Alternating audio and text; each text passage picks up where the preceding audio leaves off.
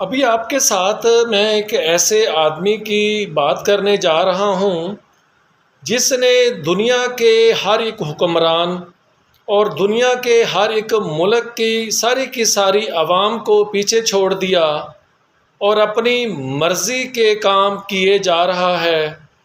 اسے کسی کے جینے مرنے سے کوئی سروکار نہیں، اسی کسی کے بھوک اور افلاس سے کوئی لینا دینا نہیں، اسے بڑے بچے، مرد و خواتین اور بوڑھوں کی زندگیوں سے کوئی سروکار نہیں۔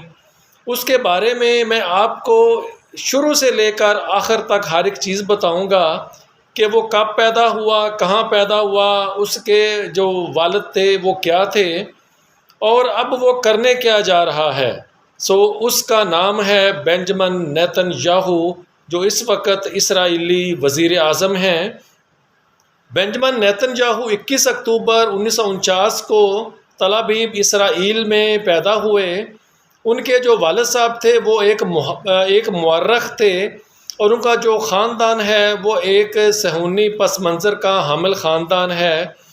بنجمن نیتن یاہو نے اپنی تعلیم امریکہ میں حاصل کی، اور ان کی تعلیم MIT سے آرکیٹیکچر اور پھر بزنس ایڈمنسٹریشن میں انہوں نے ڈگریاں لیں۔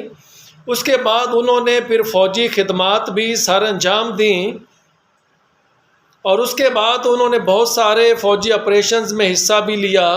اب ہم بات کرتے ہیں جی ان کا جو پولیٹیکل کیریئر ہے، جو ان کا سیاسی کیریئر ہے وہ کیسا ہے۔ 1980 میں کی دہائی میں اسرائیل کے اقوام متحدہ میں سفیر رہے۔ 1996 میں پہلی بار اسرائیل کے وزیر اعظم بنے، اور وہ آپ کا 1996 سے لے کر 1999 تک کا وہ ٹینور ہے۔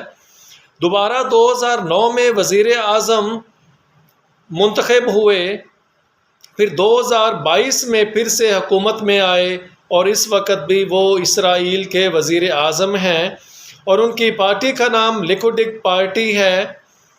اب ان کی جو پالیسی ہے وہ بہت زیادہ سخت گیر ہے، فلسطین کے خلاف انتہائی سخت سوچ کے حامل ہیں، اور دو ریاستی حل کے سخت مخالف ہیں، جبکہ کل حال ہی میں UNO میں ایک قرارداد بھی دو ریاستی حل کے حوالے سے منظور ہو چکی ہے، جس میں 10 ممالک نے ابسٹین کیا تھا، جبکہ دنیا کے 142 کنٹریز نے دو ریاستی حل کے حق میں ووٹ دیا تھا۔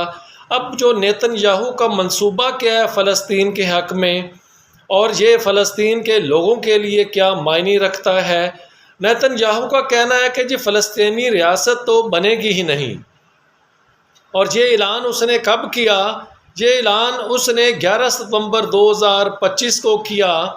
اب اس کا جو EI سیٹلمنٹ پلان ہے، وہ پلان کیا ہے کہ یروشلم کے مشرق میں 3400 یعنی کہ 3400 نئے یہودی مکانات تعمیر کرنے کی اس کی پلاننگ ہے۔ اس سے مغربی کنارے یعنی کہ ویسٹ بینک دو حصوں میں بٹ جائے گا، فلسطین کے علاقے ایک دوسرے سے کٹ جائیں گے، اور مشرقی یروشلم وہ الگ ہو جائے گا۔ اب غزہ پر کنٹرول کے حوالے سے نیتن یاہو کی کیا پلاننگ ہے؟ وہ کہتا ہے جی کہ غزہ پر جو کنٹرول ہے وہ اسرائیل کا ہی رہے گا، کہ جنگ کے بعد بھی اسرائیل کا ارادہ ہے کہ غزہ پر سیکیورٹی کنٹرول برقرار رکھا جائے۔ سرحدی راستوں پر اسرائیل کا جو عمل دخل ہے وہ قائم رہے گا۔ فلسطین جو کہ خود مختار نظام کو تسلیم نہیں کیا جائے گا۔ اب بین الاقوامی پریشر کیا کہتا ہے؟ نیتن یاہو نے بین الاقوامی پریشر کو بھی رد کر دیا ہے۔ نیتن یاہو نے کہا ہے فلسطین ریاست کی کوئی یک طرفہ تسلیم شدہ حیثیت قبول نہیں ہوگی، صرف اسرائیل کے ساتھ براہ راست مذاکراتی فیصلہ کن ہوں گے۔ اب آبادی اور زمین پر کنٹرول کے حوالے سے نیتن یاہو کی کیا پلاننگ ہے؟ وہ کہتا ہے جی بیت الحم اور دیگر علاقوں میں جو نئی بستیاں ہیں وہ بسائی جائیں گی، اس سے فلسطین آبادی مزید الگ تھلگ ہو جائے گی۔ بہت سے مبصرین کے مطابق یہ عمل دو ریاستی حل کو ناممکن بنا دے گا۔ اب جو پوری دنیا ہے اس کی کیا ریزرویشنز ہیں، ان کے کیا کنسرنز ہیں؟ اقوام متحدہ اور دنیا بھر کے ماہرین کے مطابق یہ منصوبے بین الاقوامی قوانین کی خلاف ورزی ہیں۔ فلسطین قیادت نے اسے ناکام اور ناقابل قبول قرار دیا ہے۔